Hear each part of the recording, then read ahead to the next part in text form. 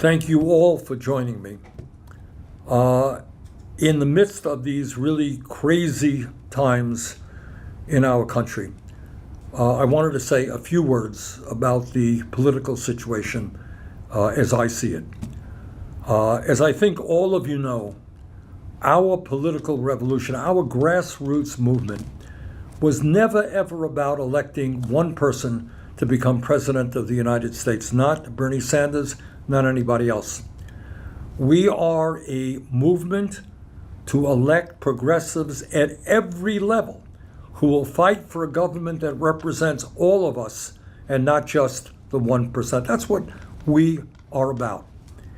And last night, I'm happy to tell you that Melat Kiros, a candidate who we supported, many of you contributed to financially, won a huge upset victory in the Denver, Colorado area.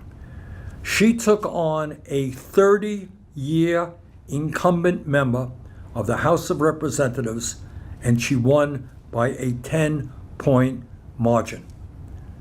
Her opponent had millions and millions of dollars in super PAC funding and greatly outspent her.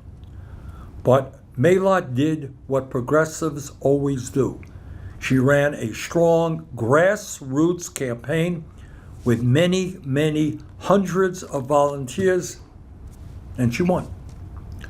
When I look at Melat's victory, when I look at the election results in New York City that made Zohran Mamdani the mayor of that city, when I look at recent primary victories in New Jersey, Montana, Ohio, Pennsylvania, California, rural areas, urban areas, when I look at Abdul El Sayed's lead in the polls in Michigan, when I look at Graham Platner running a fantastic grassroots campaign and defeating a sitting Democratic governor in Maine for the Democratic nomination there, when I look at Peggy Flanagan's dynamic and aggressive campaign in Minnesota, when I look at the huge turnouts for our Fight Oligarchy rallies and No King events, millions of people all over the country coming out to these events. When I look at a billionaire's tax qualifying for the ballot in California, which is no easy task. When I look at worker organizing campaigns sprouting up and succeeding across the country. When I look at public support for trade unions at an all-time high, I believe that it may just be possible that this country is on the verge of the political revolution we have fought for such a long time. Now, I do not have a crystal ball to tell you what will happen next, but last night and the last several months have given me hope and optimism, and I hope it does the same for you. It has given me hope that all across this country, people understand that given the dangerous and unprecedented moment in which we are living, we need to rethink, rebuild, and fundamentally reform the Democratic Party. We need a party that is not just in opposition to Trump and his disastrous policies. That is vitally important, and progressives are going to lead the way in opposition to Trump, but that is not enough. We need a party that is prepared to take on the greed and ideology of the oligarchs who now control the economic, media, and political life of our nation, and we need to create an economy and a government that works for all of us and not just the few. We need a Democratic Party that opens its doors to new people, new energy, and new ideas. We need a Democratic Party that is truly a grassroots party, where decisions are made from the bottom on up, not from the top on down. We need a Democratic Party which becomes the political home of the working class of our country and young people, Black and white, Latino and Asian, American and Native American, all Americans. And here is the very good news. The agenda that we are fighting for is the agenda that the American people want. Now, I know that our opponents say, this is a far left agenda, nobody likes it. Well, guess what? The vast majority of the people are with us because they understand that our healthcare system is broken, it's dysfunctional, it is wildly expensive, and that we must pass Medicare for all because healthcare is a human right, not a privilege. At a time when 60% of our people are living paycheck to paycheck, the American people know that we must raise the minimum wage to a living wage so that no worker in America lives in poverty. At a time when corporation after corporations operates illegally by making it impossible for workers to join unions, the American people understand that unions are the means by which workers get protection, and we must make it easier for workers to join unions. And I don't care whether you're a conservative Republican, a socialist, a moderate, or whatever you may be. Everybody knows that our current campaign finance system is corrupt and that it is dominated by billionaires and their super PACs who buy and sell politicians. Everybody knows that we must end Citizens United, get super PACs out of the political process, and that we need to move toward public funding of elections.